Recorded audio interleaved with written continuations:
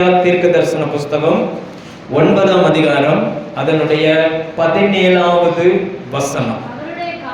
அவருடைய காருண்யம் எத்தனை பெரியது, அவருடைய சௌந்தரியம் எத்தனை பெரியது. தானியம் வாலிபரையும் புது திராட்சரசம் கன்னிகைகளையும். ஆமென், அல்லேலூயா. நான் உங்களோடு கூட புது திராட்சரசம் நம்மை வளர்க்கும். வசனம் சொல்லுகிறது, புது திராட்சரசம் கன்னிகைகளை வளர்க்கும். நீங்களும் நானும் இயேசுவுக்கென்று நியமிக்கப்பட்ட கன்னிகைகள், சரிதானா? 10 கன்னிகைகள் வந்தார்கள். மத்தேயு 25ஆம் அதிகாரத்தில் ஆண்டவர் ஒரு உவமை சொல்கிறார். 10 கன்னிகைகள், அதில் 5 பேர் புத்தி உள்ளவர்கள், 5 பேர் சொல்லுங்க, 5 பேர் புத்தி உள்ளவர்கள், 5 பேர். நீங்கள் புத்தி உள்ளவர்களா புத்தி இல்லாதவர்களா? சொல்லுங்க. ஒரு வளர்ச்சி தேவை. நாம் புத்தி உள்ளவர்கள் என்றால் நாம் வளர வேண்டும், ரைட்டா? ஒரு செடியை வச்ச இடத்துலயே அந்த செடி இருந்துச்சுன்னு வச்சுக்கோங்களேன், அந்த செடியில குற்றமா, செடி வச்சால் மேல குற்றமா, அது இருக்கிற இடத்தின் மேல குற்றமா, எதன் மேல குற்றம்? எதன் மேல குற்றம்? ஆமா, எல்லாமே இருக்குது. இப்ப சில இடங்கள்ல வச்ச, எங்க வீட்டுல தென்னங்கன்று வச்சிருக்கிறோம். கிட்டத்தட்ட 1 வருஷம் ஆச்சு, நல்லா வளர்ந்துருச்சு. 2 இடத்துல வச்சிருக்கோம். ஒன்னு இங்க இருந்து போறதுல என்ட்ரன்ஸ்ல இருக்கு, அதுக்குன்னே பின்னாடி ஒண்ணு வச்சிருக்கிறோம். வைக்கும் போது எப்படி இருந்துச்சோ இப்ப வரைக்கும் அது அப்படிதான் இருக்கு. இந்த 2ஐயும் பார்த்தா 2ம் ஒரு இடத்துல வாங்கப்பட்டது, ஒரே ஆள் வச்சது. ஆனா ஒண்ணு என்ன செய்யுது, 2க்கும் சரியா தண்ணி ஊத்துறோம், ஒண்ணு வளருது, ஒண்ணு என்ன செய்ய மாட்டேங்குது, வளர மாட்டேங்குது. என்ன காரணம், ஏன் வளர மாட்டேங்குது அப்படின்னா, ஒண்ணு ஃப்ரீயா இருக்குது, சூரிய வெளிச்சம் நல்லா கிடைக்குது, இன்னொன்னுல சூரிய வெளிச்சமே கிடைக்க மாட்டேங்குது, மூடி இருக்கிறதுனால அது வளரவே என்ன செய்ய மாட்டேங்குது. வளர்வதற்கு தண்ணீர் மட்டுமல்ல, நீதியின் சூரியனாகிய இயேசு கிறிஸ்துடைய கிருபையும் வேணும். இருந்தா அந்த செடி என்ன செஞ்சிடும், வளர்ந்துடும். நீங்களும் நானும் வளரணும்னா அங்க வேதம் சொல்லுகிறது, புது திராட்சரசம் கன்னிகைகளை வளர்க்கும். இன்னைக்கு குமாரனாகிய இயேசு கிறிஸ்துவுக்கு நியமிக்கப்பட்ட புத்தியுள்ள கன்னிகைகளாய் உங்களையும் என்னையும் கர்த்தர் வைத்திருக்கிறார். இன்னைக்கு நீங்களும் நானும் வளரணும் அப்படின்னா புது திராட்சரசம் நமக்கு தேவையா இருக்குது. எந்த திராட்சரசம் தேவை? புது திராட்சரசம். அப்படின்னா திருவிருந்து கொடுக்கும்போது ஒன்று கொடுக்குறீங்களே பாஸ்டர், அதுவா? நான் வீட்டுக்கு போனோன்னா பாட்டிலில் எப்படியாவது எவ்வளோ செலவு பண்ணியாவது வாங்கிடுறேன். இல்லைன்னா 1 கிலோ திராட்சை பழம் வாங்கிட்டு வந்து நல்லா பிழிஞ்சு இன்னிலிருந்து நான் அதையே குடிக்க போறேன்னு இல்லை, அப்படி சொல்லலை. வேதம் புது திராட்சரசம் எதை சொல்லுகிறது? எதை சொல்லுகிறது? லூக்கா 22ஆம் அதிகாரம். இயேசு திருவிருந்து கொடுக்கும் பொழுது தன்னுடைய ரத்தத்தை குறித்து இப்படி சொல்லுகிறார். லூக்கா 22ஆம் அதிகாரத்துல 19ஆம் வசனம். 20 போஜனம் பண்ணின பின்பு அவர் அந்தபடியே பாத்திரத்தை எடுத்து, இந்த பாத்திரம் உங்களுக்காக சிந்தப்படுகிற என்னுடைய இரத்தத்தினாலாகிய புதிய இயேசுவின் ரத்தம், புது உடன்படிக்கை. இயேசுவின் ரத்தம், புது திராட்சரசம். நல்ல கவனிங்க. திராட்சரசம் அறுவடை செய்கிற அந்த இடங்கள்ல திராட்சை பழங்கள், நம்ம இன்னைக்கு நிறைய திராட்சை கொடி பார்க்கலன்னா ஜமுனா வீட்டுக்கு போங்க, அவங்க வீட்டுக்கு முன்னாடி திராட்சை கொடி வளர்த்துறாங்க. திராட்சை அந்த கொடியில பழம் பறிக்கும் போது புது திராட்சை ரசம் எடுப்பாங்க, ஆர்டினரி திராட்சை ரசம் எடுப்பாங்க. எப்படி எடுப்பாங்கன்னா, கையே படாத அந்த திராட்சை பழத்துல கூடையை கொண்டு கீழே வச்சுட்டு கத்திரியை வச்சு வெட்டுவாங்க. நேராக அந்த கூடையில விழும் நல்ல பழுத்த பழங்கள். அதை கைப்படாம அப்படியே எடுத்து கொண்டு போய் ஒரு பெரிய தொட்டி மாதிரி இருக்கும், அந்த தொட்டிகளை போடுவாங்க. ஒன்றின் மேல் ஒன்றாய் போடப்படும் பொழுது பழுத்த பழங்கள் உடைஞ்சி மனுஷ கை படாமல் அங்கிருந்து அந்த திராட்சை ரசம் வெளியில வரும். அப்படி வெளியில வரும் பொழுது அந்த திராட்சை ரசத்தை பிடிப்பாங்க தனியா. அந்த திராட்சை ரசம் அந்த நாட்களில் மருத்துவத்துறையில பயன்படுத்தி இருக்கிறாங்க. ஆபரேஷன் பண்ணணும்னா அந்த திராட்சை ரசத்தை நினைச்சுவாங்களாம், வெட்டி அதாவது என்ன சொல்லுவாங்க, வெட்டி சரீரத்தை வெட்டி எடுப்பாங்க இல்லையா, அப்படி வெட்டி தையல் போட்டா அந்த இடத்துல அந்த மனிதனுக்கு அந்த திராட்சை ரசத்தை கொடுப்பாங்க. அதுல மருத்துவ குணங்கள் அவ்வளவு இருக்குது. அதுக்கப்புறம் என்ன செய்வாங்கன்னா, ஒரு ஆள் உள்ள இறங்கி மிதிப்பார், அந்த ஆளையை மிதிப்பார். மிதிக்கும் போது இந்த மனுஷனுடைய கை பட்டுது, கால் பட்டுது. அதுக்கப்புறம் அந்த திராட்சை ரசமும் முதல்ல இருந்த திராட்சை ரசமா தான் இருக்கும், ஆனா அது சீக்கிரமா புளிச்சிடும். அதுக்கு என்ன செஞ்சிடும்? சீக்கிரமா புளிச்சிடும். அதை அப்படியே குடிக்க முடியாது, அது கூட கொஞ்சம் தண்ணி சேர்த்து தான் குடிப்பாங்க. புது திராட்சை ரசத்தை அப்படியே குடிக்கலாம். புது திராட்சை ரசம் எத்தனை நாள் வச்சிருந்தாலும் அதுல போதை வராது, அது மருத்துவ குணம் உள்ளது. ஆனா பழைய திராட்சை ரசம் ஒரு நாளைக்கு மேல வச்சிங்கன்னா போதையா மாறிடும். அதை குடிக்கணும்னா தண்ணியை கலந்துதான் என்ன செய்யணும்? குடிக்கணும். நான் சொல்ல எத்தனை பேருக்கு புரிஞ்சிச்சு? இப்ப இயேசுனுடைய ரத்தமும் அப்படி நமக்காய் சிந்தப்பட்டது. அந்த ரத்தமும் நமக்காய் என்ன செஞ்சுச்சான்? அப்போ ஒரு ஒரு சபை வளரணும்னா அல்லது ஒரு விசுவாசி வளரணும்னா இயேசுனுடைய அந்த ரத்தம் அவர்களுக்கு தேவை. அந்த ரத்தத்தை குறித்த அறிவு தேவை. அந்த அறிவு பெருக, ரத்தத்தை குறித்த அந்த அறிவு அந்த மனுஷனுக்குள்ள பெருக பெருக அவன் ஆவிக்குரிய வாழ்க்கையில வளருவான். லேலூயா. இன்னைக்கு நிறைய காரணம் என்னன்னா, அந்த இயேசுனுடைய அந்த ரத்தத்தின் மேன்மை நமக்கு தெரியல. சபையில இது வந்து லெந்து நாட்களா வச்சிருக்கிறாங்க. என்ன நாட்கள்? நிறைய சிலுவை குறித்து தியானிப்பாங்க, விட வேண்டியதை விடுவாங்க, அப்படிதான் வச்சிருக்கிறாங்க. அப்படிதானே? நிறைய சபைகள்ல போனீங்கன்னா இந்த நாட்களில் ஆசீர்வாதமான வசனமே இருக்காது. என்னைய கேட்டா எல்லா நாளுமே நமக்கு 2 நாட்கள் தான். இந்த பூமியில் வாழுகிற வரைக்கும் தேவனுக்கு விருப்பம் இல்லாதவைகளை நம்ம விட்டு என்ன செஞ்சுக்கிட்டோம்? விட்டுக்கிட்டே இருக்கணும். ஏனென்றால் அவர் வருகிற வரைக்கும் நாம் சுத்தமாகிக்கிட்டே இருக்கிறோம். வேதம் சொல்லுகிறது பரிசுத்தமா இருக்கிறவன் சொல்லுங்க இன்னும் பரிசுத்தமாகட்டும் அப்படின்றது. இன்னும் பரிசுத்தமாகட்டும். இயேசுனுடைய அந்த ரத்தம் 7 முறை சிந்தப்பட்டது. எத்தனை முறை சிந்தப்பட்டுச்சு? 7 முறை. அது முதல் முறை அவர் ரத்தம் சிந்தும் பொழுது மனித உதவி இல்லாமல் அவர் சிந்தினார். அந்த ரத்தம் தான் உங்களை என்னையும் இன்னைக்கு ராஜாக்களாய் ஆசாரியர்களாய் மாற்றி. 22ஆம் அதிகாரம் வாசிங்க 44. அவர் மிகவும் வியாகுலப்பட்டு அதிக ஊக்கத்தோடு ஜெபம் பண்ணினார். அவருடைய வியர்வை ரத்தத்தின் பெரும் துளிகளாய் தரையிலே விழுந்தது. இயேசு ஜெபிக்க போகிறார். ஜெபிக்க போகும்பொழுது 3 சீசர்களை கூட்டிட்டு போகிறார். 3 சீசர்ல ஒரு ஓரமா உட்கார வச்சிட்டார். அங்கிருந்து கல் எரிகிற தூரம் என்று சொல்லப்படுகிற ஒரு குறிப்பிட்ட தூரத்துல போய் இயேசு ஜெபிக்க ஆரம்பிக்கிறார். அவர் ஜெபம் பண்ண அந்த இடத்துல மனுஷனே இல்ல, யாருமே கிடையாது, அவரும் தேவனும் மட்டும்தான். அவருக்குள்ள இருந்து அந்த நரம்புகள்லாம் ஒட்டஞ்சி, அதை என்ன சொல்றாங்கன்னா, இப்போ நவீனத்துல ஒரு வியாதி சொல்றாங்க. இப்பவும் அந்த வியாதியை சொல்றாங்க. அதை வந்து பிரஷர் வந்து கூடி ரத்த நாளங்கள் உடையிறது அந்த வியாதியை சொல்றாங்க. அது உடைஞ்சிச்சுன்னா நம்ம வியர்வை துளிகள் வருகிறதுல அந்த வியர்வை வரக்கூடிய அந்த வழிகள்ல வியர்வை வராமல் ரத்தம் என்ன செய்ய ஆரம்பிச்சிருச்சு? வர ஆரம்பிச்சிருச்சு. அவருடைய உள்ள இருந்த அந்த ரத்த நாளங்கள்லாம் வெடிச்சதுனால சிறுநீரகம் கெட்டு போச்சு, அவருடைய நுரையீரல் கெட்டு போச்சு, அவருடைய உள்ளுறுப்புகள் எல்லாமே டேமேஜ் ஆயிருச்சு. காரணம் என்ன அப்படின்னா, நீங்களும் நானும் வளரணும்னா அவர் நமக்காய் புது திராட்சை ரசத்தை என்ன செய்யணும்? சிந்தணும். அதற்காக நம்மளுடைய குறைகள், குற்றங்கள், பாவங்கள் எல்லாம் அவருடைய சிரசின் மேல கொண்டு போய் வைக்கப்பட்டது. ஒவ்வொரு நாளும் நீங்க அதை நினைக்கணும், என்னை கழுவி சுத்திகரிக்கிற இயேசுவின் ரத்தம் என்னாலதான் அவருடைய உடம்புல இருந்து என்ன செஞ்சுச்சு? வெளியில வந்துச்சு. அவர் சிந்தினால அந்த ரத்தம் உடம்பு, அதாவது வசனம் சொல்கிறது வியர்வை. திரும்ப வாசிங்க, அது எப்படி நம்மை வளர்க்கிறது? வாசிங்க. அவருடைய வியர்வை ரத்தத்தின் பெரும் துளிகளாய் தரையிலே விழுந்தது. அவருடைய வியர்வை எப்படி, அதாவது உடம்புக்குள்ள நிறைய ரத்தம் இருக்குது, ஆனா எல்லாமே வந்து வெளியில விழல. சில டிராப்ஸ் அந்த வியர்வை எவ்வளவு, ஒரு மனுஷனுக்கு வியர்வை எவ்வளவு வரும்? சிலருக்கெல்லாம் 10 நிமிஷம் வெயிலுக்கு போயிட்டு வந்தா வேகமா வேர்த்துரும், சட்டையெல்லாம் நனைஞ்சிரும். சிலர்லாம் 2 மணி நேரம் நடந்தாலும் என்ன செய்யாது. அப்படியெல்லாம் பார்த்துருக்கீங்களா? சிலருக்கு வேர்வை நிறைய வராது, சிலருக்கு வேர்வை நிறைய வரும்.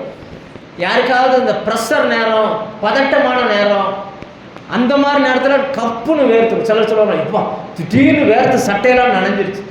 நான் ஆஸ்பத்திரிக்கு போனோம்னா யாருக்காவது ரத்தத்தை பார்த்துட்டேன்னா போதும், எனக்கு அவங்க ஃப்ரீ ஆயிடுவாங்க. அடுத்த பெட்டில் நம்மள என்ன செய்ய. இப்போ இயேசுக்குள்ள இருந்து புறப்பட்ட அந்த வியர்வை சில டிராப்ஸ் மட்டும் பூமியில விழுது, ஆனா ஒட்டுமொத்த ரத்தமும் எங்க இருக்குதுன்னா அவருடைய உடம்புக்குள்ள என்ன செய்யுது இருக்கு. அதுக்கப்புறம் 6 தடவை மனித உதவியோட அந்த ரத்தம் வெளியில வந்துச்சு. ஒருவன் சவுக்கை உண்டு பண்ணி அடிக்கிறார்கள், அப்போ உடம்புல இருந்து என்ன செய்யுது கொஞ்சம் ரத்தம் வெளியில வருது. முள்முடியை வச்சு அடிக்கிறாங்க, அப்போ கொஞ்சம் ரத்தம் வெளியில வருது. வலது கையில் ஆணிகள் அடிக்கப்பட்ட பொழுது கொஞ்சம் ரத்தம் வெளியில வருது. அப்புறம் இடது கையில் ஆணிகள் அடிக்கப்பட்ட பொழுது ரத்தம் வருது. 2 காலையும் ஒன்னா சேர்த்து வச்சு ஒரே ஆணி அடிச்சாங்க, அப்பவும் என்ன செய்யுது ரத்தம் வெளியில வருது. கடைசியாய் இவர் மரித்து விட்டாரோ என்று பார்ப்பதற்காக ஈட்டி எடுத்து குத்தினான், மிச்ச மீறி இருந்த ரத்தம் என்ன செஞ்சிருச்சு வெளியில வந்துச்சு. அப்ப 6 முறை மனித உதவியோடு ரத்தம் வெளியில வந்துச்சு. முதல் தடவை மனித உதவியே இல்லாமல் அந்த ரத்தம் வெளியில வந்து என்ன செஞ்சிச்சு விழுந்துச்சு.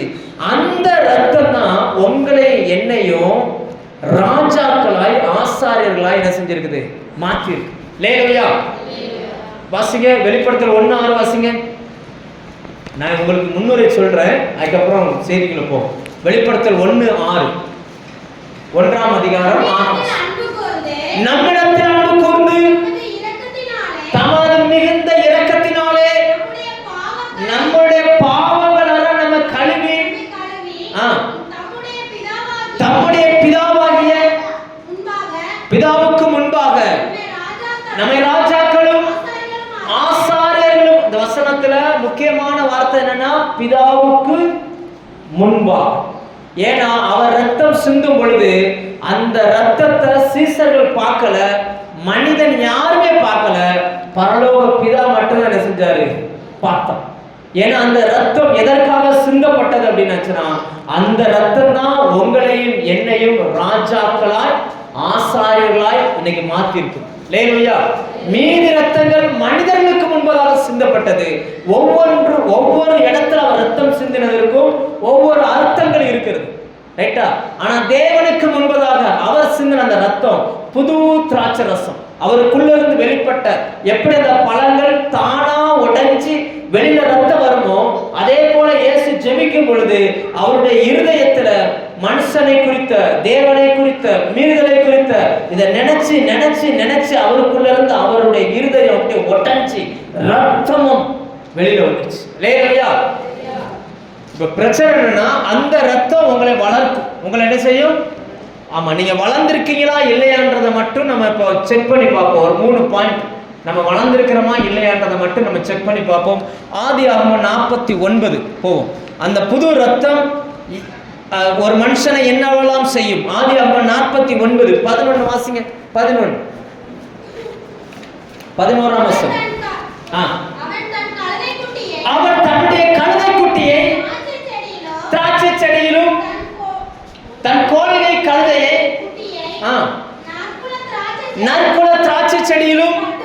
யாரை குறித்து இது சொல்லுகிறது என்றால் யூதாவை குறித்து சொல்லுகிறது. யாரை குறித்து சொல்லுது? யூதாவை. யூதா அந்த முன்னாடி பாத்தீங்கன்னா யூதாவை குறித்து சொல்லிக் கொண்டு வருகிறார். யூதானா யூதாவை சொல்லல, அந்த இடத்துல யூத கோத்திரத்து சிங்கமாய் வெளிப்பட்ட இயேசு கிறிஸ்துவை சொல்லப்படுகிறது. சிலுவையை குறித்த அந்த வெளிப்பாடு யாக்கோபுக்கு வந்து அவர் சொல்லுகிறார், யூதா பால சிங்கம், அவன் இரையை கவர்ந்து கொண்டு ஏறி போனான். சிங்கம் இரையை கவர்ந்து போமா, கவிட்டு போமா? சிங்கம் பார்த்திருக்கீங்களா? காடுகளில் உள்ள சிங்கத்தை பார்த்திருக்கீங்களா? டிஸ்கவரியில பார்த்திருக்கீங்களா? சிங்கம் இரைய கவ்வுமா, கவர்ந்துன்னு அர்த்தம் தெரியுமா? கவர்ந்துன்னு அர்த்தம் தெரியுமா?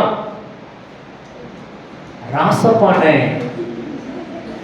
ராமோக்காவின் இருதயத்தை கவர்ந்து கொண்டார். என்ன இல்லையோ? இல்லையா? ஆமாவா இல்லையா? பாஸ்கர்னை சரசகாவின் இருதயத்தை கவர்ந்து கொண்டார்.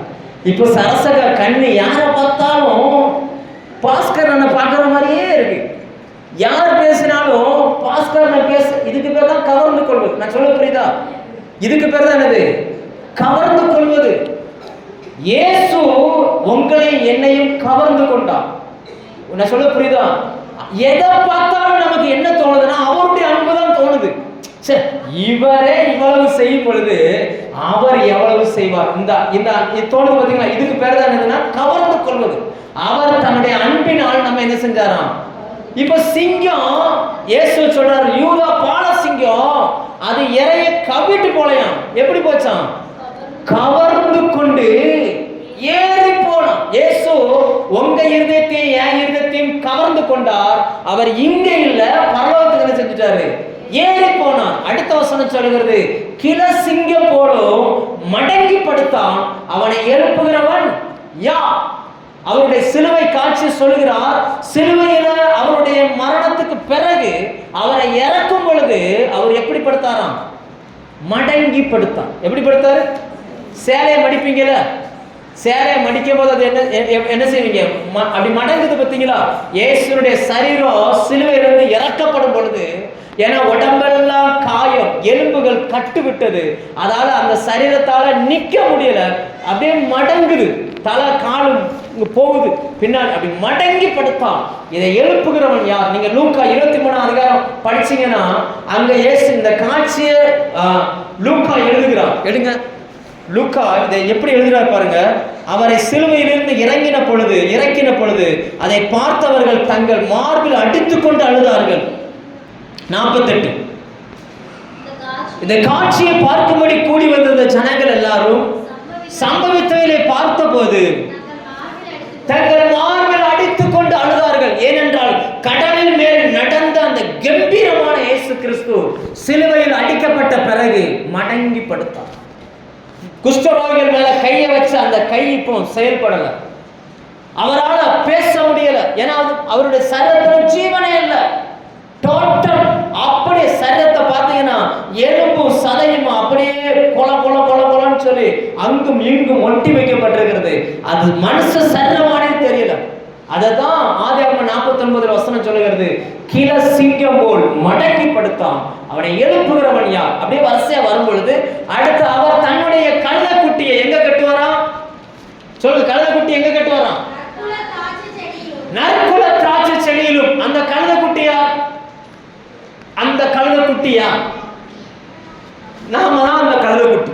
எத்தனை பேர் நம்புறீங்க இயேசு ஏறுகிற கழுதைனா? நல்ல கையை தூக்கி சொல்லுங்க, இயேசு ஏறுகிறது.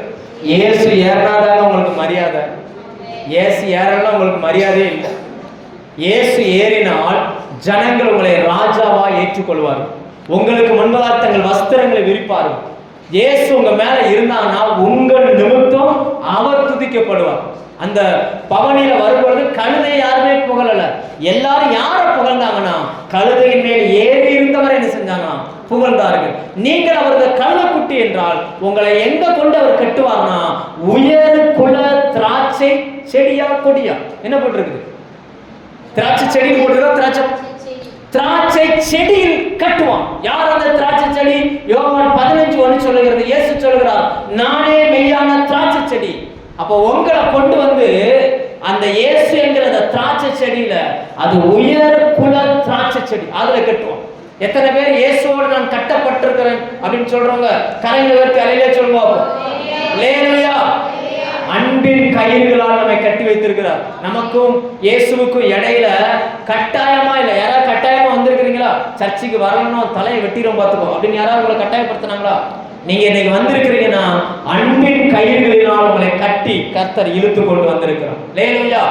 உங்களை கொண்டு வந்து கட்டி வைத்திருக்கிறது நோக்கம் என்ன அப்படின்னாச்சுன்னா, அவர் உங்கள் மேல் பவனி பண்ண விரும்புகிறார். உங்க மேல சவாரி பண்ணதுக்கு அவர் என்ன செய்யறாரு? அவர் விரும்புகிறார். அதனால உங்களை கூட்டிட்டு வந்திருக்கிறார். அந்த எப்படி நாம் வளருவோம்? அடுத்த வசனம் வாசிங்க, அப்படியே வாசிங்க. அவர் கோழை கழுதை குட்டியும் திராட்சை செடியில் கட்டுவார். திராட்சை ரசத்திலே தன் வஸ்திரத்தையும் திராட்சை பழங்களின் ரத்தத்திலே அவர் ஆண்டவர் உங்களை என்னை கொண்டு வந்து கட்டி இருக்கிறார். உங்களுடைய என்னுடைய வஸ்திரம் எப்படி இருக்கும்னு வசனம் சொல்லுதுன்னா, திராட்சை ரசத்திலே, அல்லது இன்னும் சொல்ல போனா திராட்சை செடியின் ரத்தமாகிய திராட்சை ரசத்திலே நம்முடைய அங்கி துவைக்கப்பட்டிருக்கும். அங்கி என்ன செய்யணுமா? எத்தனை பேர் ரத்தத்தை துணிய ரத்தத்துல யாராவது துவைப்பீங்களா? நம்மள தண்ணீர் தான் துவைப்போம். ஆனா அது வந்து ஒரு அடையாளம். இதை புரிஞ்சுக்கிடணும்னா வெளிப்படுத்தல் 7 எடுங்க. வெளிப்படுத்தல் 7 13-14 வாசிங்க பார்ப்போம். 13-14. பரலோகத்தில் ஒரு திரளான கூட்டத்தை பார்க்கிறார். மூப்பர்களில் ஒருவன் என்னை நோக்கி, வெள்ளை என்று தரித்திருக்கிற இவர்கள் யார்? எங்கே இருந்து வந்தார்கள் என்று கேட்டான். அதற்கு நான், ஆண்டவனே அது உமக்கு தெரியும் என்று அந்த மூப்பன் அப்பொழுது அவன், இவர்கள் மிகுந்த உபத்திரவத்திலிருந்து வந்தவர்கள் தங்கள் அங்கிகளை ஆட்டுக்குட்டியானவருடைய ரத்தத்திலே தோய்த்தவர்கள். லேலுயா. ரத்தத்துல தோய்க்கிறதுன்னு அர்த்தம் என்னன்னா, எவ்வளவு நெருக்கம், பாடு, உபத்திரம் வந்தாலும் கட்டப்பட்டிருக்கிற திராட்சை கொலையை விட்டு வெளியில போக மாட்டாங்க. திராட்சை செடி பலமுள்ள செடி கிடையாது. திராட்சை செடி பார்த்திருக்கீங்களா? திராட்சை செடி பலமுள்ள கொடியே கிடையாதுங்க. கையை வச்சு பிடிங்கிறோம். ரொம்ப பலகீனம் உள்ளது. அது ஒரு பெரிய மரம் கிடையாது. வளரும் போது செடியா வளரும். ஒரு குறிப்பிட்ட ஸ்டேஜுக்கு அப்புறம் கொடியா பறந்துடும். அது ஒன்றும் பலமானது கிடையாது. அவ்வளவு பலகீனமான அந்த திராட்சை செடியில நாம் கட்டப்பட்டிருக்கிறோம். நாம் நிறைய உபத்திரவங்கள், பிரச்சனைகள் வந்தாலும் நம்முடைய அடையாளம் என்ன தெரியுமா? இயேசுவின் ரத்தத்துல நம்முடைய வஸ்திரத்தை என்ன செஞ்சிருக்கோம்? வெளுத்திருக்கிறோம். அப்படின்னா அர்த்தம் என்னன்னா, வஸ்திரம் ஒரு அடையாளம். வஸ்திரம் என்பது என்னது சொல்லுங்க. போலீஸ்காரனுக்கு பார்த்த உடனே கண்டுபிடிக்கிறோமா, சொல்லி கண்டுபிடிக்கிறோமா? ஏன்னா அது ஒரு அடையாளம். அந்த ட்ரெஸ் என்னது? ஒரு அடையாளம். ராஜாக்கள் போட்டிருக்கிற ட்ரெஸ் அவர்களுக்கு ஒரு அடையாளம். அதே போல உங்களுக்கும் எனக்கும் ஒரு வஸ்திரம் கொடுத்தா அது நமக்கான அடையாளம். நீங்களும் நானும் கிறிஸ்தவர்கள். நீங்களும் நானும் யாரு சொல்லுங்க? நீங்களும் நானும் கிறிஸ்தவர்கள். நீங்கள் வேலை செய்கிற இடத்தில் இயேசுவை அறியாதவர்கள் இருக்கிறார்கள் என்றால் அவர்களுக்கு இயேசுவை காட்டுகிற பொறுப்பு உங்க மேல இருக்கு. அந்த ரத்தம் உங்க மேல என்ன செய்யணும்? இருக்கணும். நீங்க படிக்கிற இடத்துல இயேசுவை அறியாத பிள்ளைகள் இருக்கிறாங்கன்னா அவர்களுக்கு இயேசுவை காட்டுகிற பொறுப்பு உங்க மேல இருக்கு. நீங்க தான் அவர்களுக்கு இயேசுவை என்ன செய்யணும்? காட்டணும். ஆண்டவர் சொன்னார்ல, நான் உன்னில் மகிமைப்படுவேன் அப்படின்னா. அவரை பார்ப்பதற்கு உலகம் இன்னைக்கு ஏங்குது. நீங்க காட்டணும். அப்படி காட்டுவதற்கு தான் உங்களை கொண்டு வந்து எங்க கட்டி வச்சிருக்கிறாரு? திராட்சை செடியில் கட்டப்பட்டிருக்கும். உண்மையா இல்லையா? ஒரு பெற்றோர் எப்படிப்பட்டவர்ன்றது பிள்ளை அடையாளம். அப்படித்தானே? சரியா இல்லையா? நம்மளாம் சொல்றோம்ல, அவர் பிள்ளை வளர்த்துருக்க லட்சணத்தை பார், அப்படி சொல்றோம்ல. அதே போல சபையில் வளருகிறவர்கள் நீங்க ஏதாவது தப்பு பண்ணீங்கன்னா பிரச்சனை உங்களோட போகாது. யாருக்கு வரும்? சபைக்கு வரும். இவங்களாம் ஒரு கிறிஸ்தவரா அவருக்கு போகும். இந்த சர்ச்சுக்கு போறாள், இந்த சர்ச்சுக்கு போற எவனுமே உருப்படி இல்லையே, தெருவில் சண்டை போடுறான் அப்படின்னு வந்துடும். அப்ப யாருக்கெல்லாம் பிரச்சனை பாருங்க, உங்களுடைய அடையாளத்தை நீங்கள் காத்துக்கொள்ள வேண்டும். லேலுயா. அந்த வசனம் சொல்லுகிறது, ஆட்டுக்குட்டியானவருடைய ரத்தத்தில் தோய்த்து வெளுத்தவர்கள். அந்த வசனம் அப்படிதானே இருக்கு. ரத்தத்திலே தோய்த்து, புரியுதா? அப்ப இது அந்த அந்த நம்ம மேல அந்த ட்ரெஸ்ல ஒரு அழுக்கோ ஒரு கரையோ பட்டுச்சுன்னா அந்த ட்ரெஸ்ஸை போட்டுக்கிறவன் தான் துவைச்சு அதை சரிப்படுத்தணும். நான் சொல்ல புரியுதா? இயேசுவின் ரத்தம் நமக்காய் சிந்தப்பட்டது, அந்த ரத்தம் நமக்காய் பேசப்பட்டது. ஆனா உங்க மேல ஏதாவது கரைகள் காணப்படுமானால் நீங்கள் இயேசுவினிடத்தில் வந்து அந்த கரை நீங்க உங்களை கழுவி சுத்திகரித்துக் கொள்ள வேண்டும். லேலுயா. அழுக்கே படாமலாம் இருக்காது.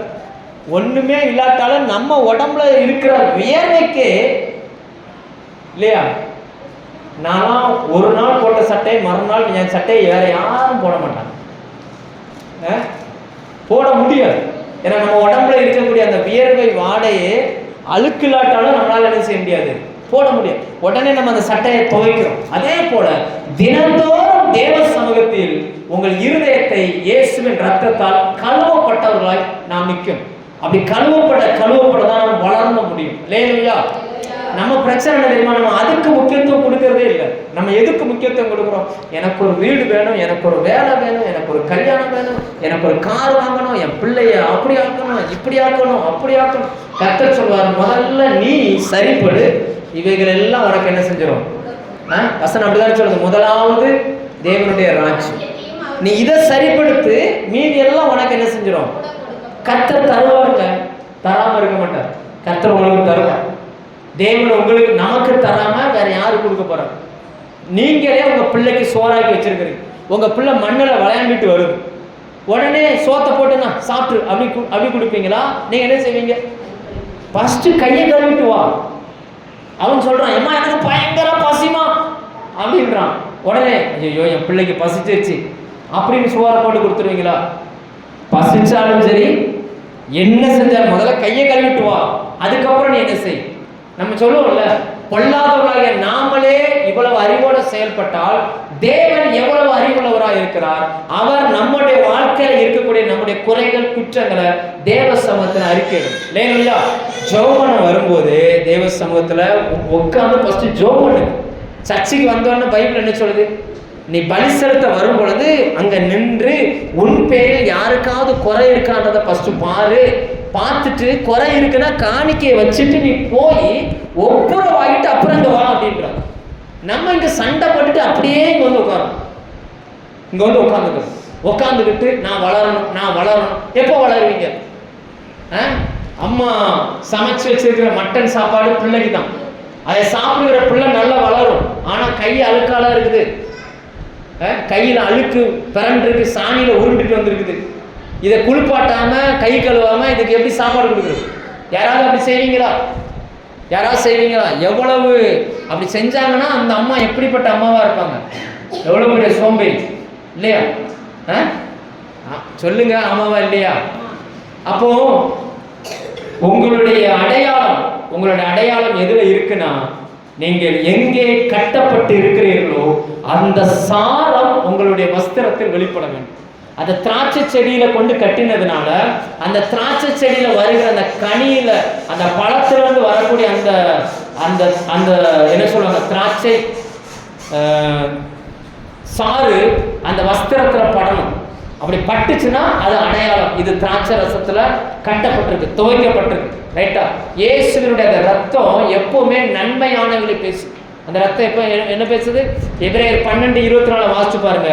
ஆபேலின் ரத்தம் பேசினதை பார்க்கிலும் நன்மையானவர்களை பேசுகிற தெளிக்கப்படுகிற ரத்தமாகிய இயேசு கிறிஸ்துவின் ரத்தத்தின் இடத்துக்கு வந்திருக்கிறீங்க.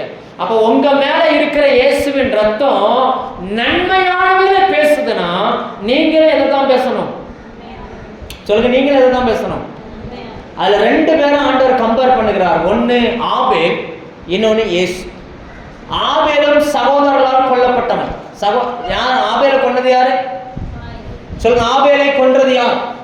காயின். தன் சகோதரனை கொன்ற காயின். அப்ப ஆபேலுடைய ரத்தம் பேசிச்சான். தன் சகோதரன் தன்னை கொன்னதை குறித்து என்ன செஞ்சான்? பேசிச்சான். அதை பார்க்கிலும் நன்மையானவர்களை பேசுகிற இயேசுவின் ரத்தம். இயேசுவை கொன்றவர்கள் யார்? இயேசுவின் சகோதரர்கள். இயேசுவை கொன்றவர்கள் யார்? சரீரத்தின்படி இல்லாவிட்டாலும் இஸ்ரவேலர்கள் அன்னைக்கு இருந்த எல்லா ஜனங்களும் கிறிஸ்துவினுடைய சகோதரர்கள் என்றுதான் வேதம் சொல்லுகிறது. அவர் தமக்கு சொந்தமானதிலே வந்தார், சொந்தமானவர்களும் அவரை என்ன செய்யல? ஏற்றுக்கொள்ளல. ரைட்டா? ஆனாலும் இயேசுனுடைய ரத்தம் என்ன பேசுது அப்படின்னா, அந்த குற்றத்தை அவர்கள் மேல வச்சிடாதீங்க. பிதாவே இவர்களுக்கு சொல்லுங்க, பிதாவே இவர்களுக்கு. அப்ப நேற்று சில பாஸ்ட்மார் நாங்க பேசிக்கிட்டு இருந்தோம். அப்போ நான் கேட்டேன், பாஸ்டர் இந்த 7 வார்த்தைகள் பேசணுமே உங்க சபையில் அதெல்லாம் வைப்பீங்களா அப்படின்னு சொல்லி. அப்ப அவரு சொன்னாரு, ஜனங்களை பாவம் செய்ய வைக்கிற மாதிரி எனக்கு ஒரு ஃபீல் ஆகுது அப்படின்னா. புரியலையே பாஸ்டர் அப்படின்னு. இல்ல, அவன் வாழ்க்கையில மன்னிக்கவே மாட்டான். அவன் இங்க வந்து பிதாவே இவர்களை மன்னிக்கணும் மணிக்கணக்கில் பேசுவான். ஏன்னா பேசுறதுக்கு என்ன செய்ய வேண்டாம், கத்துக் கொடுக்க வேண்டாம். அவன் மணிக்கணக்கில் பேசுவான். ஆனா வாழ்க்கையில பார்த்தா அவன் யாரையும் என்ன செஞ்சிருக்க மாட்டான்? தன் சொந்த மனைவியை மன்னிச்சிருக்க மாட்டான், சொந்த அப்பாவை மன்னிச்சிருக்க மாட்டான், தன் கூட இருக்கிறவனை மன்னிச்சிருக்க மாட்டான். ஆனா அவன் இங்க வந்து என்ன செஞ்சுக்கிட்டு இருப்பான்? பிதாவே இவர்களை பேசுறது இல்லைங்க. தேவனுடைய ராஜ்யம் பேச்சிலே அல்ல, பலத்துல இருக்கு, உங்க செய்கையில இருக்கு, உங்க நடவடிக்கையில இருக்கு. இன்னைக்கு நீங்கள் கிறிஸ்துவத்தில் கட்டப்பட்டவர்கள் என்றால் அவருடைய ரத்தத்தின் அந்த சாயல் உங்ககிட்ட வெளிப்படணும். நீங்க மன்னிச்சிருக்கிறீங்களான்றதை என்ன செய்யணும்? வெளிப்படணும். மன்னிக்க முடியலன்னா நீங்க ஆண்டவர்கிட்ட கேளுங்க, ஆண்டவரே எனக்கு மன்னிக்கிற இருதயத்தை தாங்கன்னு கேளுங்க, கர்த்தர் தருவான். இல்லையா? கேட்கிறவன் எவனும் பெற்றுக் கொள்கிறான், ஆண்டவர் தருவாருங்க. நல்லா புரிஞ்சுக்கோங்க. நம்ம சில நேரங்கள் என்ன நினைக்கிறோம் தெரியுமா? எவ்வளவுதான் மன்னிச்சாலும் திரும்ப திரும்ப பிரச்சனை தானே பண்றாங்க. சில நேரங்கள்ல அதாவது பேதுரு போய் இயேசுகிட்ட கேட்கிறாரு, எத்தனை தடவை மன்னிக்கணும்? அதுல ஒரு கேள்வி வந்துரு, எத்தனை தடவை? 7 தடவையா? அவர் ஒரு நம்பரை சொல்றாரு, 7 தடவையா? அப்ப இயேசு சொல்றாரு 7 தடவை இல்லை, 7 பெருக்கல் 70. ஒரு நாளைக்கு 490 தடவைனாலும் நீ என்ன செய்யணுமா? மன்னிக்கணும். சில குடும்பங்களில் பாத்தீங்கன்னு சொன்னா இப்ப கணவன் மனைவி ஃபைட் வந்துடும். யார் இயேசு ஏற்றுக்கொள்கிறாங்களோ அவங்க தான் ஃபர்ஸ்ட் மன்னிப்பு கேட்பாங்க. உங்க வீடுகளில் யார் மன்னிப்பு கேட்பீர்கள்? உங்கள் வீடுகளில் சண்டை வந்தால் யார் முதலாவது மனைவியிடம் போய் மன்னிப்பு கேட்பது, அல்லது கணவனிடம் போய்? கணவன் கிட்ட மன்னிப்பா. பாஸ்டர் என்ன பேசிக்கிட்டு இருக்கிறீங்க? வேணும்னு அந்த ஆள் வருவாரு, நான் எதுக்கு அங்க போனோம்? அப்படி இல்லை, அப்படி இல்லை. கிறிஸ்துவின் அந்த ரத்தம் உங்க வஸ்திரத்துல இருக்குன்னா, அவரை சிலுவையில் அறைந்தவர்கள் யாரும் மன்னிப்பு கேட்கல. யார் தான் ஃபர்ஸ்ட் ஜெபம் பண்ணது? யார் ஃபர்ஸ்ட் ஜெபம் பண்ணது? இயேசு ஜெபம் பண்ணார், பிதாவே இவர்களை மன்னியும். இப்போ அந்த மன்னிப்பு அந்த ஒண்ணுல சரியாயிட்டோம்னா மீதி எல்லாத்தையும் நம்ம சரியாயிடும். லேலூயா. மனைவி பிரச்சனை வந்துச்சுன்னா இயேசு உங்களுக்குள்ள இருக்காருன்னா நீங்க தான் ஃபர்ஸ்ட் போய் மன்னிப்பு கேட்கணும். ரைட்டா? இல்ல அவர் பேசின அந்த வார்த்தை என் கண்ணு முன்னாடி நிக்குது, அவர் என்னை இப்படி பேசிட்டார். அடிக்கிறவர் இந்த 2 அடி அடிச்சிருந்தா கூட பிரச்சனை இல்லைங்க, இப்படி ஒரு வார்த்தை பேசிட்டார். ஆண்டவர் சொல்வாரு, என்னைய பேசாததையா உன்னை பேசிட்டாங்க?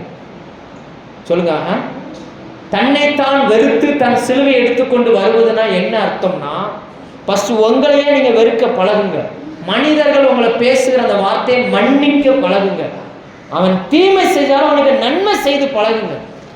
இதுதாங்க நீங்க திராட்சை செடியில கட்டப்பட்டிருக்கீங்களா கட்டப்படலையான்றதுக்கான அடையாளம். நான் சொல்ல எத்தனை பேருக்கு புரியுது? லேலூயா. உங்களை கொண்டு போய் திராட்சை செடியில் கட்டுகிறார்கள். அந்த திராட்சை செடியில் இருக்கிற திராட்சை பழங்களின் அந்த சுபாவம் உங்கள் வஸ்திரத்தில் பற்றுக்குன்னா நீங்க வளர்ந்துருக்கிறீங்கன்னு அர்த்தம். லேலூயா. உங்கள் சத்துருக்களை நேசிச்சிருக்கீங்கன்னா நீங்க வளர்ந்துருக்கிறீங்க. உங்க தாய் தகப்பனை நேசிச்சிருக்கீங்கன்னா நீங்க வளர்ந்துருக்கிறீங்க. நிறைய பேருடைய பிரச்சனை என்னன்னா, என் வீட்டுக்காருக்கு ஒண்ணுமே தெரியாது, மீதி எல்லாருக்கும் எல்லாமே தெரியும். என் வீட்டுக்காரருக்கு சும்மா கிடக்க, உங்களுக்கு என்ன தெரியும்? உங்களுக்கு ஒழுங்கா பேசவே தெரியாது. பிள்ளைகளை பொறுத்த வரைக்கும் எங்க அப்பாவுக்கு ஒண்ணும் தெரியும், எங்க வாத்தியாருக்கு எல்லாமே தெரியும். நான் சொல்ல புரியுதா உங்களுக்கு? ஒருவேளை உங்களை விட உங்க பெற்றோர் படிப்பில் குறைந்தவர்களா இருக்கலாம், ஆனால் அவர்களை உங்களுக்கு பெற்றோராய் கொடுத்தது தேவன். அப்படிதானே? இயேசு இந்த பூமிக்கு வரும் பொழுது மரியாள் யோசேப் என்கிற 2 பேருக்கு இயேசுவை கொடுத்தார்கள். இயேசு பரிசுத்த ஆவியினால் கர்ப்பமா மாறி பிறந்தார். அவருக்குள்ள தெய்வீக ஞானம் இருந்துச்சு. ஆனால் மரியாளுக்குள்ள அப்படிப்பட்ட ஞானம் என்னல்ல, இல்லை. நீங்க அப்போஸ்தலர் 1ஆம் அதிகாரம் படிச்சீங்கன்னா 120 பேர் காத்திருந்ததுல இந்த மரியாளும் ஒரு நபர். ஆனால் இயேசு தன் பெற்றோருக்கு கீழ்ப்படிந்து அடங்கி இருந்தான். நம்ம என்ன சொல்றோம்னா, உனக்கு ஒண்ணும் தெரியாது, நீ பேசாம இரு, நீ ஒரு வாரமா போய் உட்காரு, உனக்கு என்ன தெரியும், காலம் எப்படி மாறிட்டு இருக்கு உனக்கு தெரியுமா அப்படின்றோம். இல்ல, நீங்க திராட்சை செடியில் கட்டப்பட்டு இருக்கிறவர்கள் என்றால் அந்த சுபாவம் உங்களுக்குள் வெளிப்பட வேண்டும். நீங்க கீழ்ப்படியணும், அதிகாரம் உள்ளவருக்கு கீழ்ப்படியணும், மன்னிக்கிறவருக்கு மன்னிக்கணும். லேலூயா. சில நேரங்களில் நமக்குள்ள இருதயம் சிலரை மன்னிக்கவே மாட்டேங்குது. ஏன்னா அவ்வளவு காயம், அவர் படுத்திட்டு போன அந்த துன்பம், அவ்வளவு பெரிய துன்பம் நம்மளை படுத்திருப்பாங்க. வேற வழியே இல்லை. கிறிஸ்தவர்களா இருந்தால் நாம் மன்னித்து தான் ஆக வேண்டும். லேலூயா. நீங்க பக்கத்துல பார்த்து சொல்லுங்க, மன்னிக்கிறீங்களா?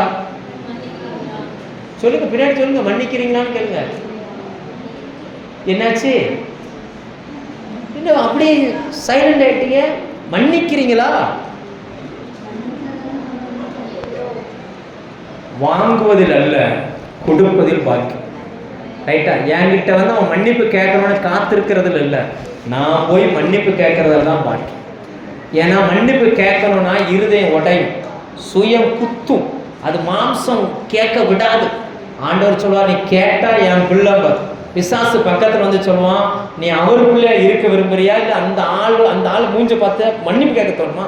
பேசுற பேச்சு எப்படி பக்கத்துல போகும்போது அந்த வார்த்தையெல்லாம் ஞாபகத்துக்கு வரும். நான் சொல்றது எத்தனை பேர் ஒத்துக்கிறீங்க? இது ஞாபகம். இது யார் ஞாபகப்படுத்துறது?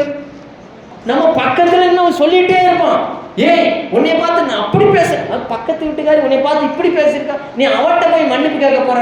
நீ என்ன, உங்க அப்பா எப்படிப்பட்டவர் தெரியுமா? சிலர் சொல்றது, எங்க அப்பா எப்படிப்பட்டவர் தெரியுமா, எப்பேற்பட்ட அப்பனுக்கு நான் பிள்ளையா பிறந்திருக்கேன் தெரியுமா, நான் போய் மன்னிப்பு கேட்கணுமா? ஆண்டவர் சொல்றாரு, ஏய் அவன் பிள்ளைன்னா அப்படியே ஓடிடும். நீ ஏன் பிள்ளைனா மன்னிப்பு கேட்டுதான்.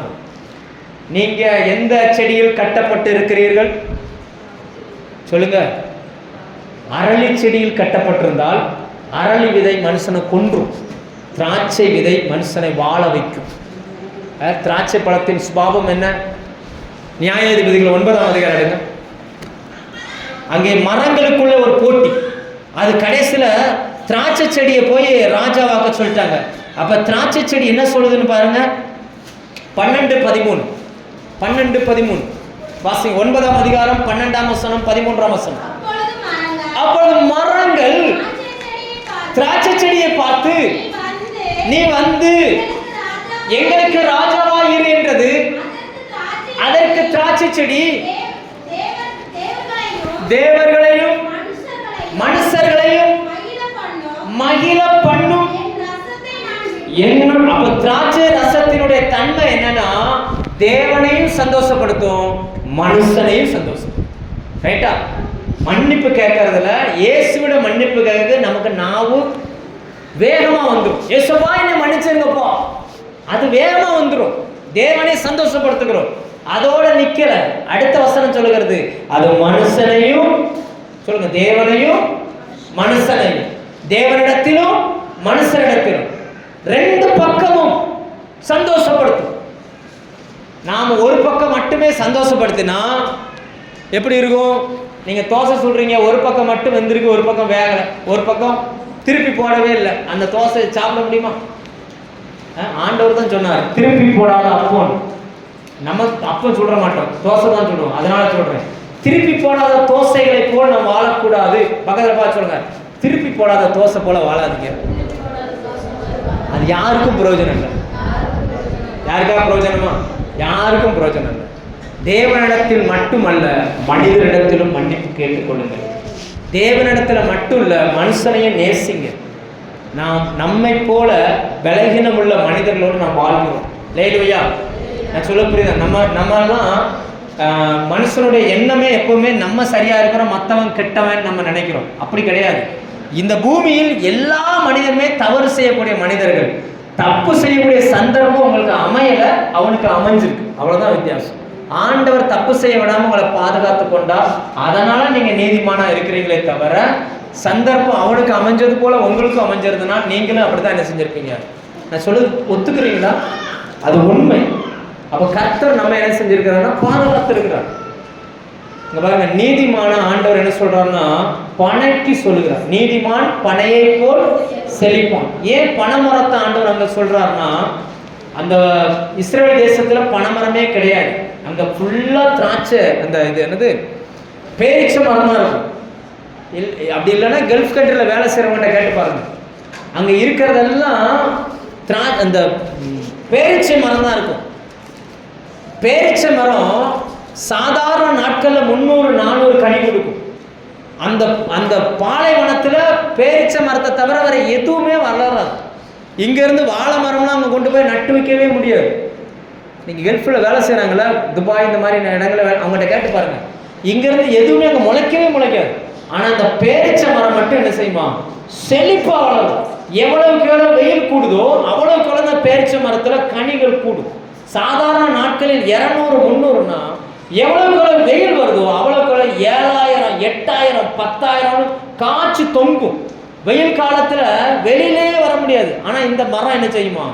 அப்படி கனிகளால் நிரம்பி இருக்கும். தேவனுக்கு தெரியும், இந்த பேரிச்சை மரம் எங்குமே வளராத இடத்துல வளரும். ஏன்னா அந்த மரத்துக்குள்ள அந்த தன்மையை வச்சது கர்த்தர். ரைட்டா? சிலர்லாம் நினைக்கிறாங்க, எனக்கு அமைஞ்ச புருஷன் போல இந்த உலகத்துல எவனுக்குமே அமையும். ஆண்டவருக்கு தெரியும், நீ ஒரு பேரிச்சை மரம், ஒன்னால அதை சமாளிச்சு கனி கொடுக்க முடியும்னு கர்த்தருக்கு என்ன செய்யும் தெரியும். ஆனா சிலதெல்லாம் வாழை மரம், அதெல்லாம் அந்த பக்கத்துல என்ன செய்யாது. நான் சொல்ல எத்தனை பேர் புரிஞ்சிருச்சு? அதே வசனத்துல சங்கீதம் 92ல மேல எடுங்க, 2 வசனத்துக்கு மேல, துன்மார்க்கரோ புல்லை போல் இருக்கிறார்கள் இருக்கும். சங்கீதம் 92:8 நீதிமான் பனையை போல் செழித்து. இல்ல, துன்மார்க்கர் புல்லை, துன்மார்க்கனை சொல்லும் பொழுது புல்லுன்னு சொல்றாரு. துன்மார்க்கன் என்ன சொல்றாரு? 2 நாள் ஓங்கி வெயில் அடிச்சுச்சுன்னா புல்லு காணாம போயிடும். ஆனா பனைமரம் அப்படி அந்த பேரிச்ச மரம் அப்படி கிடையாது. இப்ப நமக்கு புரியுற மாதிரி சொன்னா, பனைமரம் நிக்குது, எவனாவது பனைமரத்துக்கு தண்ணி ஊத்துறானோ? நீங்க எங்கேயா பார்த்துருக்கீங்களா பனைமரம்? இப்ப இங்க இருந்து நம்ம போறதுல ஒரு இடத்துல பனைமரம் தோப்பா இருக்குது, யாராவது அதில் போய் தண்ணி ஊற்றி நீங்க பார்த்துருக்கீங்களா? அதே நேரம் தென்னந்தோப்பு இருந்துச்சுன்னா மெனக்கிட்டு தண்ணி ஊற்றுவாங்க, மோட்டரை போட்டு தண்ணியெல்லாம் ஊற்றுவாங்க. ஆனால் பனைமரத்துக்கு நினைச்ச மாட்டாங்க. எந்த பராமரிப்பு இல்லாட்டாலும் பனைமரம் வளருங்க. எந்த சூழ்நிலை நின்றாலும் உங்களால் கனி கொடுக்க முடியும்னு கர்த்தர் நம்புகிறார். அதனாலதான் உங்களை அந்த குடும்பத்தில் வச்சிருக்கிறார். அதனாலதான் அப்படி கணவனை கொடுத்திருக்கிறார். அதனாலதான் அப்படி பிள்ளைகளை வச்சிருக்கிறார். அதனாலதான் இவ்வளவு நெருக்கத்துக்கு மத்தியிலையும் உங்களை செழிப்பா கர்த்தர் வச்சிருக்கிறார். இல்லையா? நீங்க அதனால ஆண்டவரை நினைச்சு நான் சொல்லும் போதே உங்க இருதயம் சொல்லும், பேசுறதுக்கெல்லாம் நல்லதான் இருக்கும், நீ வாழ்ந்து பாரு, அப்ப தெரியும் உனக்கு. இல்லையா? நீ ஒரு நாள் வாழ்ந்து பார்த்தனா உனக்கு தெரியும். ஆண்டவர் பனைமரமா உங்களை பார்க்கிறார். அதனால அங்க என்ன செஞ்சிருக்கிறாரு, வச்சிருக்கு. நான் சொல்றேன், ஒத்துக்கிறீங்களா? நீதிமான் எப்பேற்பட்ட சூழ்நிலையை கனி கொடுக்கக்கூடியது. சரி, முதல் அடையாளம் அவருடைய வஸ்திரம். வாசிங்க அந்த 49:11 வாசிங்க. முதல் அடையாளம் அவன் திராட்சை செடியில் கட்டப்பட்டவன். அவனுடைய வஸ்திரம் ஒரு அடையாளம். 2வது அதே வசனம் திரும்ப வாசிங்க, இன்னொரு அடையாளம். ஆதியாகமம் 49:11. அவன் தன் கழுதை குட்டியை திராட்சை செடியிலும் தன்னுடைய கோழிகை கழுதையை நற்குல திராட்சை செடியிலும் கட்டுவான். திராட்சை ரசத்திலே தன்னுடைய வஸ்திரத்தையும் திராட்சை பழங்களின் ரத்தத்திலே தன்னுடைய அங்கியையும் தோய்ப்பான். வஸ்திரம் மாத்திரமல்ல, உள்ள போட்டிருக்கிறது வஸ்திரம், அது வெளியில தெரியாம மேல மூடி இருக்கிறது அங்கி. மேல மூடி இருக்கிறது சிலருக்கு வெளியில மேல மூடி இருக்கிற அங்கி இயேசுவின் ரத்தத்துல தெளிக்கப்பட்டதா இருக்குது. அந்தரங்க வாழ்க்கையில இயேசுவின் ரத்தம் இல்லை. நிறைய பேருக்குள்ள மேல அந்தரங்க வாழ்க்கையில இயேசு இல்ல, வெளியில தான் இயேசு இருக்கிறார், அந்தரங்கத்துல இல்ல. ஆண்டவர் அந்த ரெண்டுலையும் விரும்புகிறார். அடுத்த வசனம் சேர்ந்து வாசிங்க. அவர்களுடைய கண்கள் திராட்சரசத்தினால், கண் எப்படி இருக்குமா, சிகப்பாயும் திராட்சை ரசத்தினால் அப்படின்ற வார்த்தை வருது. அப்படின்னா என்னன்னா, அந்த கண்ணு திராட்சை ரசத்தின் அந்த சுவையை கொடுக்கிறதா இருக்கும். சாதாரண தண்ணிக்கு நிறம் கிடையாது, ஆனா திராட்சை ரசத்துக்கு நிறம் உண்டு. சாதாரண தண்ணிக்கு சுவை கிடையாது, திராட்சை ரசத்துக்கு சுவை உண்டு. சாதாரண தண்ணிக்கு வாசனை கிடையாது, திராட்சை ரசத்துக்கு வாசனை உண்டு. உங்க கண்ணு இந்த மூன்றிலும் நிறைந்ததா இருக்கும். உங்க கண்ணு எப்படி பார்க்கணும்னா, சுவை உள்ளதாய், நிறம் உள்ளதாய், மனம் உள்ளதாய் பார்க்கணும். மற்றவர்கள் உங்களுக்கு புரியுற மாதிரி சொன்னா இயேசு இதை நல்லா சொல்லுவார். அதை மட்டும் வாசிச்சுட்டு நம்ம முடிப்போம். மத்தேயு 6ஆம் அதிகாரம் எடுங்க. மத்தேயு 6ஆம் அதிகாரம். 6ஆம் அதிகாரத்துல உன் கண் தெளிவாய் இருந்தால், மத்தேயு 6ஆம் அதிகாரம் 22ஆம் வசனம். கண்ணானது உங்க கண்ணு எப்படியோ அதுதாங்க உங்க வாழ்க்கைக்கு. உங்க கண் இயேசுவின் ரத்தத்தால் நிறைந்ததா இருந்துச்சுன்னா, அந்த ரத்தம் நன்மை செய்கிறதா இருந்துச்சுன்னா, உங்க வாழ்க்கையும் நன்மை செய்கிறதா மாறி. உங்க கண் தெளிவு இல்லை அப்படின்னா உங்க வாழ்க்கையும் தெளிவு இல்லாமலே போயிடும். அந்த வசனம் சொல்லுகிறது, உன் கண் இருளா இருந்தால் உன் சரீரமும் இருளா இருக்கும். அது வாசிங்க. கண்ணானது சரீரத்தின் விளக்காய் இருக்கிறது. கண் வெளிச்சம், உன் சரீரம் முழுவதும் வெளிச்சமாய் இருக்கும். உன் கண் கெட்டதா இருந்தால் உன் சரீரம் முழுவதும். இன்னைக்கு வாழ்க்கை வெளிச்சமாகிறதும் இருளாகிறதும் எதை பொறுத்துனா உங்க கண்ணை பொறுத்து. எதை பொறுத்து? உங்க கண்ணை பொறுத்து. உங்க கண்ணு திராட்சரசமா இருக்கணும். இன்னும் சொல்ல போனா, இயேசுவின் கண்ணை போல இருந்துச்சுன்னா, இயேசுவின் கண்கள் எப்பொழுதும் பரலோகத்தையே நோக்கி இருந்துச்சு. பூமியில் எந்த மனுஷனையும் அவர் பார்க்கல, எப்பவும் பரலோகத்தை மட்டுமே பார்த்திருந்தார். ஏனென்றால் நானும் என் பிதாவும் ஒன்றாவே இருக்கிறோம் அப்படின்னா. எப்ப ஜெபம் பண்ணாலும் கண்களை உயர்த்தி ஜெபம் பண்ணலாம். ஒரு சின்ன குறை இருக்குது, 5 அப்பம் 2 மீனா கையில எடுத்துட்டு வானத்தை அண்ணார்ந்து பார்ப்பான். உங்க கண் இன்னைக்கு பரலோகத்தை பார்க்கணும். லேலுயா, உங்களுக்கு நன்மை அங்கிருந்து தான் வரும்.